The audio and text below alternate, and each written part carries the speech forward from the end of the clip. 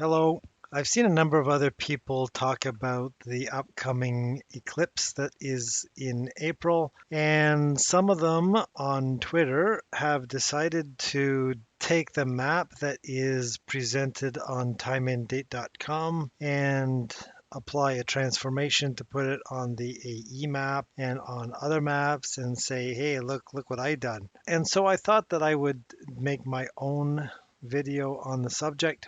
It's easy enough to think that the moon gets between the sun and the earth to cause an eclipse, and it's very easy to understand that, but it might be a little bit more difficult to understand exactly how the path of the shadow on the surface of the earth might take shape. And so I thought I was going to make this video strictly talking about the eclipse in April and also its companion eclipse from 2017. So I've created an animation that is going to be around the time that the eclipse starts around in Texas and moves all the way off past the maritime provinces of Canada. And if you look at the blue dot, that is where the moon should be, or rather, the moon should be positioned over the GP at that point. All of these are based on the idea of one of those push pins with the little spherical end. For those who don't know, the ones with the little pinkish little ball on the end, that would be the planets. The blue one would be the moon, and the yellow one would be the sun. I've created the animations with the sun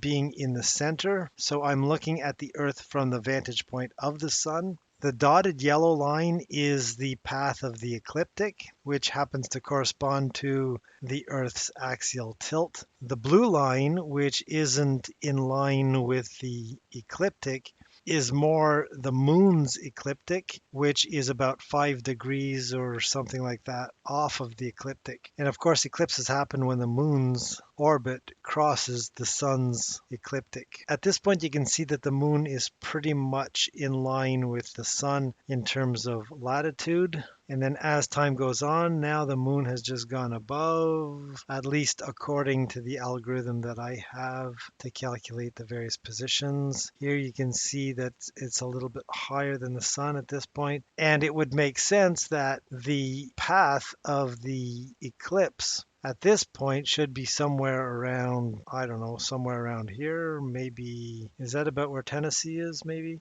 So the moon is just ever so slightly higher than the sun in its declination, but it's still west of the sun in right ascension. So even though the sun should be at the local meridian of about, that's 90, that's 75, so I'd say maybe 86 degrees west, maybe. So even though the sun might be at about 86 degrees, the moon is just slightly west of that, so it might be maybe 86 and a half. But because of that angle, the shadow is being cast even further to the west, probably past the 90 degrees west marker. And then at this point, now the moon is approaching the sun's right ascension, and the shadow would be cast a little bit higher still. So it's probably getting closer to Pennsylvania. Here at this point, the moon has probably crossed to the other side of the sun in the right ascension. So it's probably now starting to be a little bit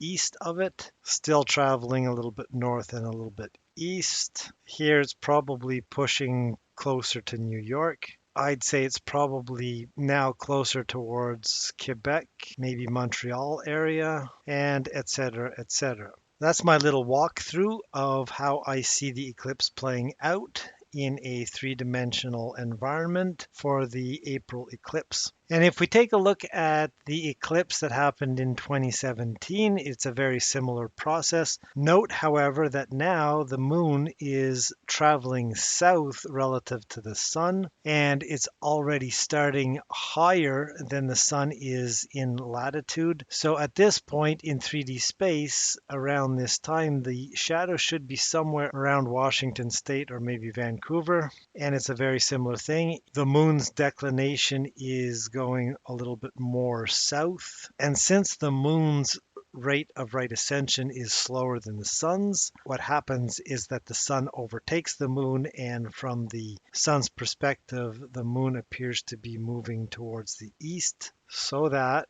as time progresses, the shadow appears to move eastward, and keeping in mind that since the Earth is rotating from west to east, the moon's shadow is still going faster than the rotation of the Earth. So the shadow of the moon is still going to appear to travel east relative to the Earth.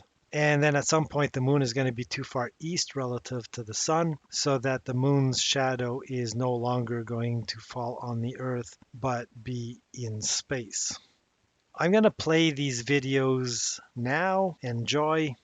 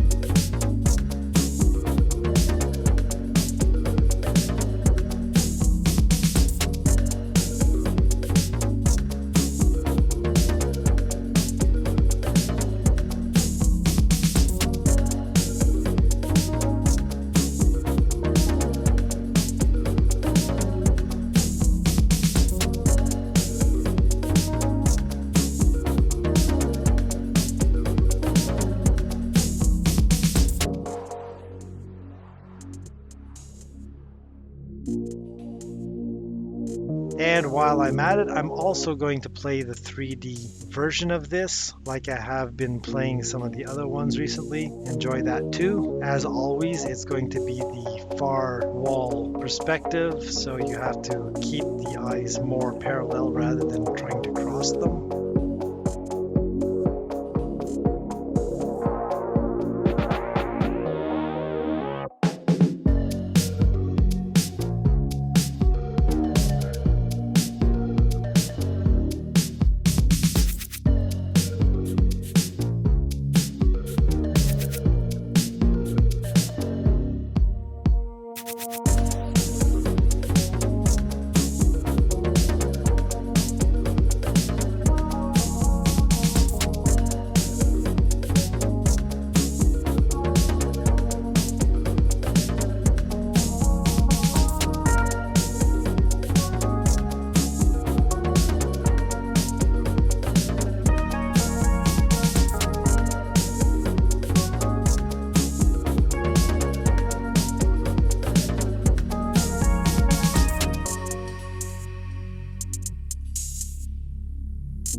And that's going to be it for now. Thank you for watching. If you like the video, you know all that other good YouTube stuff. I'm going to see you again in another video soon enough. I'm probably going to go right back to more flight path videos. Bye for now.